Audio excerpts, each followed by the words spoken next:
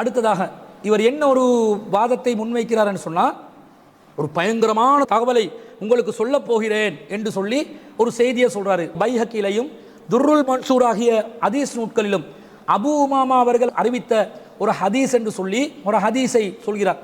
இது சம்பந்தமாக இன்னொரு பயங்கரமான தகவலை உங்களுக்கு சொல்றேன் கேளுங்க. பைஹகி, துர்ருல் மன்சூர் ஆகிய ஹதீஸ் கிரந்தங்கள்ல அபூ உமாமா என்ற சஹாபி அறிவிக்கிற ஒரு ஹதீஸ் இருக்குது.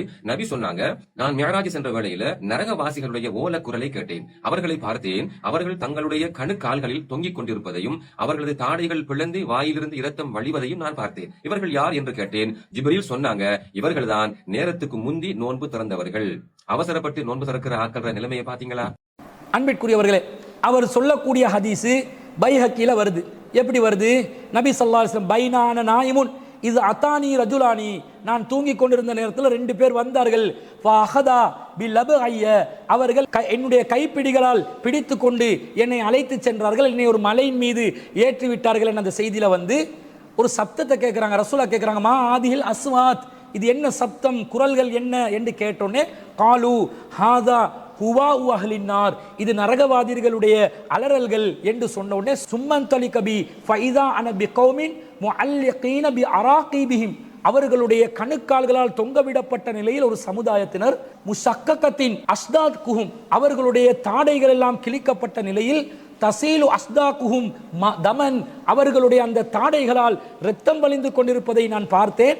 மன் ஆஹுலா, இவர்கள் யார் என்று கேட்டேன். சொன்னார்கள், ஆவுலாஹில்லதீன யுஃப்திரூன கபில தஹில்லத்தி சௌமிஹிம், நோன்பு திறப்பதற்கு அனுமதிக்கப்பட்ட நேரத்துக்கு முன்பதாக இவர்கள் நோன்பை திறந்தவர்கள் என்று சொல்லப்பட்டது என்று இந்த செய்தியில் வருது. பைஹக்கில 1986வது செய்தியாக அபூ உமாமா அல் பாஹிலி என்று சொல்லக்கூடிய நபித்தோழர் அறிவிக்கக்கூடிய செய்தியாக இருக்கிறது. இது வந்து இந்த நோன்பு திறக்கிறது, மஹ்ரிப் நேரத்தில் நோன்பு திறக்கணும் என்பதற்கு எதிரான ஒரு செய்தியா? இந்த செய்தி வந்து இந்த வாதத்துக்கு பொருத்தமான ஒரு செய்தியா? இல்லவே இல்லை. இந்த செய்தியில் என்ன சொல்லப்படுது? நோன்பு திறக்கிறதுக்கு உரிய நேரம் ஒன்று இருக்குது. அந்த நேரத்துக்கு முன்பதாகவே யாராவது ஒருத்தர் நோன்பு திறந்தா அப்பதான் இந்த தண்டனைக்குரியவர்களாக மாறிவிடுவார்கள்.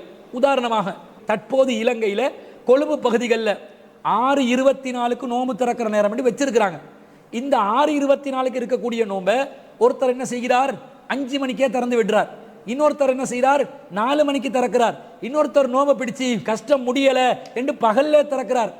அத்தகையவர்கள் நோன்பு திறப்பதற்கு அனுமதிக்கப்பட்ட நேரத்துக்கு முன்பதாக நோன்பை திறந்ததனால், பாதியில நோன்பை திறந்ததனால், முக்கால் நோன்பை திறந்ததனால், உரிய நேரத்தில் நோன்பை திறக்காததனால் அப்போது அவர்கள் இந்த தண்டனைக்குரியவர்களாக ஆகிவிடுவார்கள் என்றுதான் இந்த ஹதீஸ் சொல்லுது.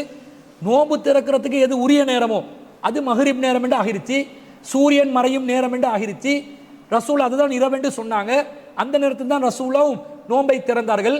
அந்த நேரத்தில் உரிய நேரத்தில் நாங்கள் நோன்பை திறந்தா இந்த தண்டனைக்குரியவர்களாக ஆகுவோமா? அப்ப இவருடைய பார்வையில சூரியன் மறைந்தவுடன் மாவுக்கரசலை கொண்டு வர சொல்லி நபி ஸல்லல்லாஹு அலைஹி வஸல்லம் அவர்கள் நோன்பு திறந்தார்களே, அவர்களுக்கும் இந்த தண்டனை என்று சொல்ல போகிறீர்களா?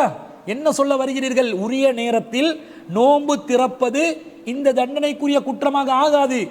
நோன்பு திறப்பதற்குரிய நேரம் அல்லாத வேறு நேரத்தில் முன்பதாக ஆரம்பமாக அந்த நோன்பை பாத்தில் செய்யக்கூடிய விதத்தில் அந்த உரிய நேரம் அடைவதற்கு முன்பதாக யார் நோன்பு திறக்கிறார்களோ அவர்களுக்கு தான் இந்த தண்டனைக்குரிய குற்றம் என்பது தெளிவாக யாருக்கு ஒரு சின்ன பிள்ளைக்கு விளங்குது, இவருக்கு விளங்கல.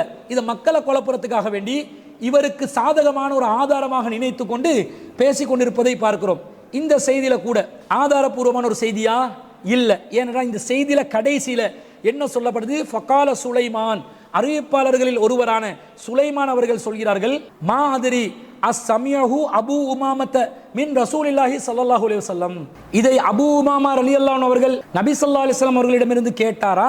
அம் ஷைஉன் மின் ரஅயிஹி, அல்லது அவருடைய ஒரு சொந்த கூற்றாக இவர் இதை சொன்னாரா என்று சந்தேகமாக இருக்கிறது என்று இந்த செய்தியில இது ரசூலோட செய்தியா அபூ உமாமா ரலியல்லாஹு அவர்களுடைய சொந்த கூற்றாண்டு சந்தேகத்துக்குரிய நிலையில் அறிவிக்கப்பட்டிருக்கக்கூடிய ஒரு செய்தியை தனக்கு ஆதாரம் இது சஹியான ஹதீஸ் என்று வேற சொல்கிறார். சஹியான ஹதீஸ் என்று மக்கள் மத்தியிலே தவறான பொய்யான ஒரு கருத்தை சித்தரிப்பதிலிருந்து இந்த சியா பிரிவை சேர்ந்த சபீர் மன்பஹி அவர்கள் ஒரு இருட்டடிப்பு செய்யக்கூடிய, ஒரு மோசடி செய்யக்கூடிய ஒருவர் என்பது இதன் மூலம் தெளிவாக நிரூபணமாகுகிறது.